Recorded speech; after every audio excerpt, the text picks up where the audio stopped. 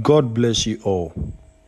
Today, I am going to share a profound testimony from our brother, a man who dedicated most of his life to the path of martial arts as a sensei, but eventually found his way to Jesus Christ. In this powerful recount, he not only described his transformative experience, but also claims to have encountered the legendary Bruce Lee. I will read his letter just as he wrote it. Hello viewers, my name is Ishakujo Achiabo from Ghana, West Africa. On this channel, I interview people based on their near-death experience and people who have seen the other side of life.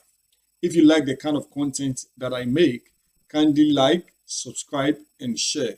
Also, don't forget to keep the notification button on, so anytime that I drop a video, you are going to see it as well. Let's get into the story.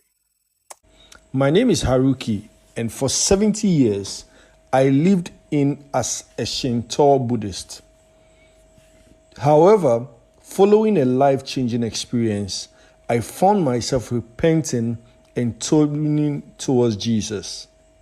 To give you a bit of background, I was born on the island of Okinawa in 1952.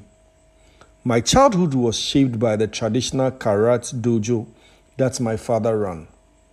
Martial arts were more than a skill or a pastime in my family. They were a way of life. My father instilled in me the belief that through training and discipline, one could reach true harmony. By the time I was in my 20s, he encouraged me to move to America to share Okinawa's culture and traditions. In 1974, at the age of 22, I left everything I knew behind and moved to America. Life in a new country was challenging. The respect for martial arts was different from what I was accustomed to in Okinawa.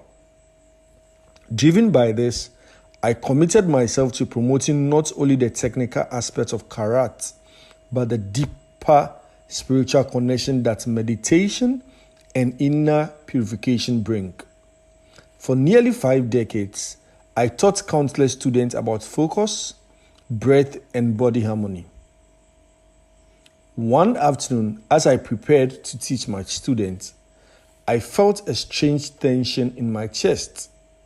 I had just completed a demonstration of punch known as Sekunsuki, a move intended to direct all energy to a single point with intense focus. The moment I thrust my feet forward, I was overcome by a sharp, piercing pain in my chest, and it was as if my breath was stolen from me. I could sense the energy leaving my body, and though I had tried to steady myself, I fell, my knees backing beneath me. My students tried to lift me, but their voices grew faint, and a dark silence consumed me. When I opened my eyes, I found myself in a place shrouded in an oppressive darkness, a darkness that was suffocating and enveloped my very soul. It was an eerie silence, not like the peaceful quiet of meditation, but a void that held despair. As I tried to adjust my eyes, a faint humming sound came from within the shadows, growing closer with every step I took, even though each step felt as though I was dragging my feet through a swamp. This place was not just filled with pain. It radiated regret, fear, and a complete sense of abandonment. Dim beams of light began to appear, revealing what I realized was a lake of fire. A burning void that signified something far beyond my understanding. I felt trapped, unable to breathe, as if the darkness itself had woven into my skin. Amidst this, I was guided through a massive, ominous cave. Inside, the air was thick with despair, and the walls were lined with remains of past warriors, broken swords, old armor, and worn fighting symbols. As I moved deeper, I encountered familiar faces, warriors had once known and trained with, including my closest friend, Yuto. His face was scarred, his body battered, and his gaze hollow. He looked at me and said, Haruki, we walk a path of deception. We believed that combat and fame would bring us peace, but it only left us empty. We taught these false beliefs, leading ourselves and others astray. All the while, Jesus was beside us, but we ignored him, choosing the way of pride. The weight of those words struck me deeply, yet I felt compelled to keep moving. Eventually, I came face to face with the silhouette of Bruce Lee, a man I deeply respected. He looked tired, his voice rasped as he confessed, I chose my own path, my strength, my fame. I thought I could achieve peace through my own will, but only found emptiness. I ignored the light of God, rejecting his salvation. Now in this darkness, I see that all the power and success I sought were meaningless. They only separated me from God. As Bruce spoke, the truth of his words hit me with force. He explained how he had been captivated by fame, allowing it to become an idol in his life. He realized too late that this led only to a barren soul, isolated from true peace. When I came to, I was lying in the dojo, surrounded by my students, but I could feel the darkness lingering within me. Days turned into weeks, and although my life returned to normal on the outside, an emptiness had taken root inside me. No amount of meditation or teaching could fill the void. One day, as I walked my usual route, I passed a small church, one I had never noticed before. But something about this place held me. My feet led me to the open door, and for the first time, I entered with a sense of wonder. Inside the quiet church, I saw a Bible on a table. A strange, powerful urge compelled me to pick it up. And as I turned its pages, I began to read the words of Jesus. Each line seemed to resonate within me, filling the emptiness I had felt for so long. His teachings struck chords in my heart that I never knew existed. As I continued reading, I became overwhelmed with emotion and fell asleep with the Bible in my hands.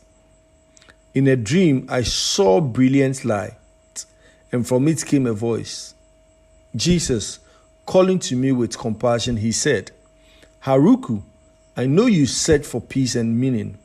I am the way. Just turn to me and I'll give you rest. He read verses that spoke to my soul, inviting me to lay down my burdens and repent.